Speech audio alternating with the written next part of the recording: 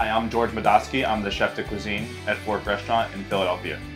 My personal approach to food is I think that I like to let the local, what we're doing or what people are doing in the area shine through in what we are putting on our plates for our customers. We do like to spin it in a way. It's what kind of makes Fork is the twist on something. It might be a classic and spinning it in a different way. And that's kind of what Fork is, and Fork has become over the years like a celebration place. So we wanted to continue that with our takeout. Today I'm making a veal pho with lemongrass veal sausage, cured shaved veal, tomatoes, and black garlic. So by no means is it a traditional pho, just something we put on the menu to remind people of like the flavors that are in pho. So we have like lemongrass and galangal and kefir lime and that kind of a thing. I like veal because it's so versatile opposed to other meats. We did, 3 different ways. We did one in a sausage, which, is a little bit unconventional. We cured it and sliced it, leaving it raw, and then we fortified our sauce with it. So it carries through in many different facets, whereas other meat wouldn't do that as well. So the cured veal, we just trim it down into about 6-inch by 2-inch by 2-inch blocks. Cure it for 24 hours. Once it's frozen, we'll slice the veal on the deli slicer and toss it in with green tomatoes, pickled fennel, and the charred scallions.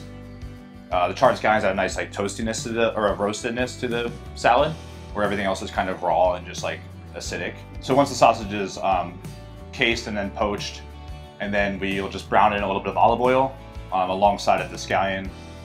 Then we'll pull it out of the pan, let it rest, dabbing it off, and then we'll slice it on a nice hard bias.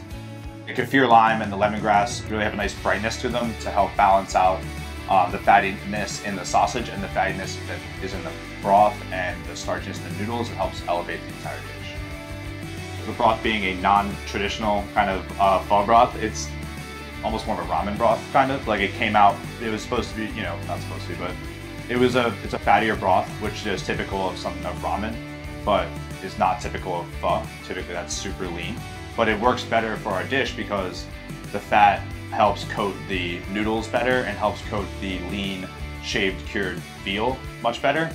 And when you mix all the items together, it kind of like works as a more unified dish with the added fat to it. So to plate this dish, we'll assemble our salad of cured veal, pickled fennel, charred scallions, and the green tomato, and toss that with a little lemon juice and olive oil, salt. Plate that on the left side of the dish, kind of on a semicircular pattern. Aside that, we'll have our roasted sausage that we'll slice on a nice hard bias, shingling it just to the right of the salad. On top of the sausage, we'll place the spelt spaghetti, which we will twirl nicely on our tweezers. The toasted spelt brings like a really nice toasty element to the dish that would kind of be missing if it was just with all-purpose or with semolina. Topping the salad, we'll top it with a little bit of Calabrian chili oil, which we've cut 50-50 with olive oil, just because Calabrians are too spicy. On the right side of the plate, you're going to add about 4 spoonfuls of the broth, not to disrupt the plating on the left side of the plate, just because 4 spoons is enough. It's more of a pasta dish and not so much as a soup. Here you have our pho with toasted spelt noodles, lemongrass sausage, made with Trusted Veal from Europe.